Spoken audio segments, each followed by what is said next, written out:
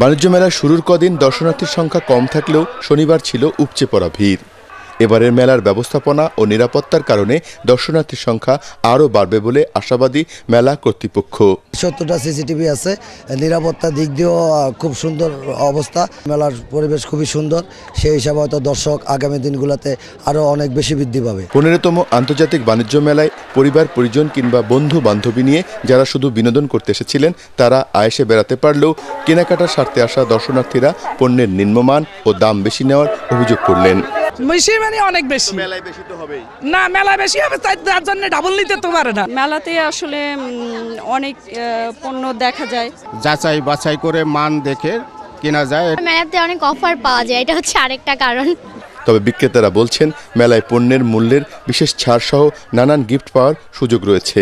অনেক বেশি না, আমরা সীমিত রেটে রাখতেছি, মার্কেটের যে প্রাইসটা তার সাথে কমে রাখতেছি আমরা। দেশের পণ্যের পাশাপাশি ইরান, থাইল্যান্ড কিংবা পাকিস্তানি কসমেটিক্স আর খাবারের স্টলগুলোতেই ক্রেতাদের ভিড় ছিল বেশি। আরিফ হোসেন, এটিএন বাংলা, ঢাকা।